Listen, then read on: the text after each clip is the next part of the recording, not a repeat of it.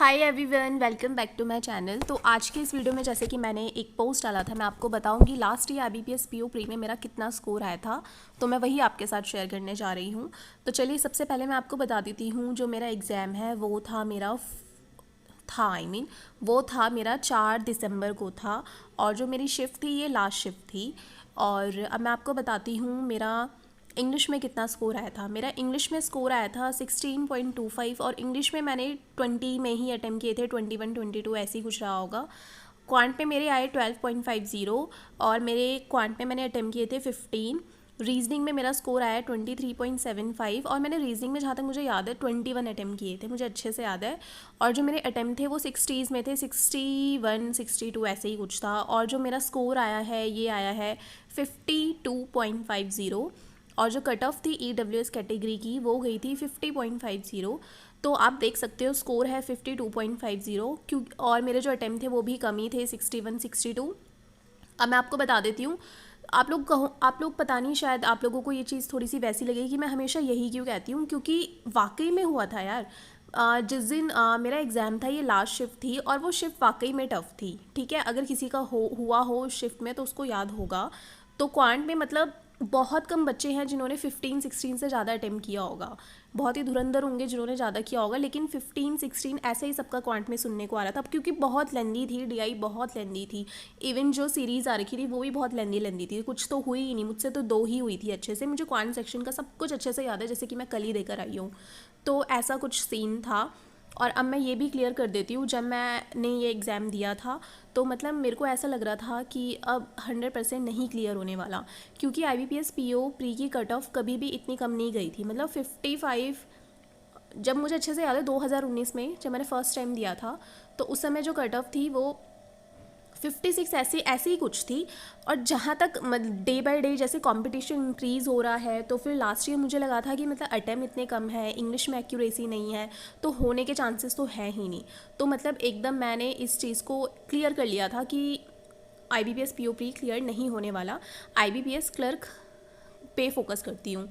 तो क्लर्क तो मेरा अच्छा गया था, लेकिन वही है, मैंने स्कोर कार्ड शेयर किया था क्लर्क में मेरे साथ क्या हुआ था। इनफैक्ट सभी के साथ उस दिन जितने भी वो स्टूडेंट्स थे, वो दिन वो शिफ्ट किसी का भी बहुत कम 100 बच्चों में से किसी एक का हुआ होगा। तो ठीक है। तो PO का मैंने आपको बता दिया। PO का मेरा ये था कि मेरे को लगा कि मेरा क्लियर नहीं होगा, लेकिन जिस दिन रिज़ल्ट आया जनवरी में तो वो क्लियर हो गया था।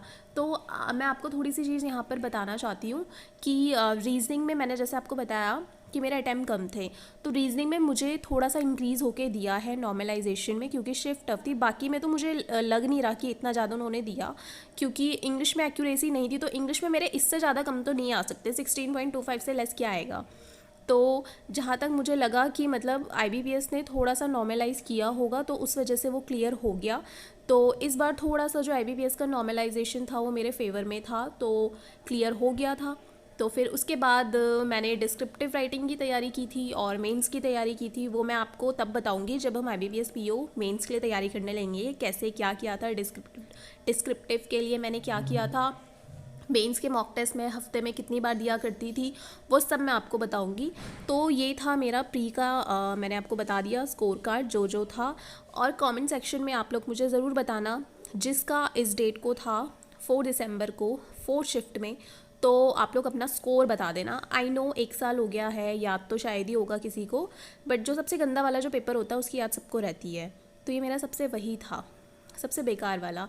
और मैं आपको बता देती हूँ, जिस दिन मैं ये वाला एग्ज़ाम देकर आई थी ना, उसके नेक्स्ट डे मेरा एक ऐसी मैंने स्टेट गवर्नमेंट का कोई एग्ज़ाम था, उसका फॉर्म भी फिल किया हुआ था। नेक्स्ट मॉर्निंग मेरा वो वाला एग्ज़ाम था।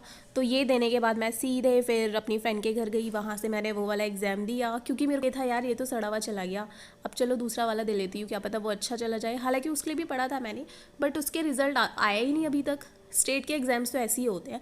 वो मैं ऐसा कुछ अलग सा प्रिपेयर नहीं करी, मेरी जो प्रिपरेशन है वो सिर्फ बैंकिंग की ही है। बट पापा के कहने पे मैंने वो फॉर्म फिल कर दिया था।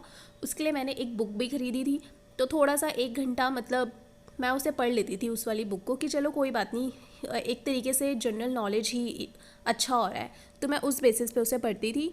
तो उसका रिज़ल्ट कभी आएगा तो मैं आप लोगों के साथ शेयर करूँगी। मुझे तो नहीं लगता उसका रिज़ल्ट कभी आएगा भी टू बी ऑनेस्ट।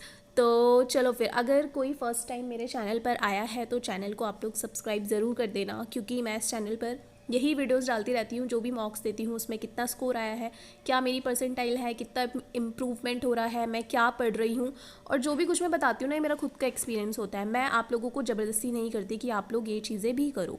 मैं ये सब इसलिए बताती हूँ क्योंकि एज अ स्टूडेंट ये सारी स्ट्रैटेजीज़ फॉलो करने से मुझे खुद में इम्प्रूवमेंट मिला है। तो मेरे को ये रहता है अगर किसी दूसरे स्टूडेंट को भी मिले तो ये बहुत अच्छी बात है। मैं एक्चुअली एक चीज़ आप लोगों को बताना चाहती हूँ। आज के टाइम पे ना यूट्यूब हो गया, पेड कोर्सेज़ हो गए, कमी नहीं है कंटेंट की, भरपूर है हर जगह। बस वही है, जो हर बच्चा होता है ना वो भटक जाता है कि कहाँ से क्या किया जाए। जैसे मैं अपनी बात करूँ ना, 2019 की स्टार्टिंग में आई थिंक जो मेरा 1 साल था ना, जो 1 साल वेस्ट हुआ, वो यही मैटर तलाशने में ही चला गया कि मैं पढ़ूँ क्या, ऐसा अलग सा करूँ क्या, क्योंकि मुझे कुछ समझ ही नहीं आता था, मॉक दूँ या फिर खुद से पढ़ूँ। लेकिन अब वो चीज़ें मेरी क्लियर हो गई हैं। तो फिर वही कुछ मैं आपको बताना चाह रही थी इस वीडियो के ज़रिए। तो चलो फिर मिलेंगे नेक्स्ट वीडियो में। Till then take care and bye bye.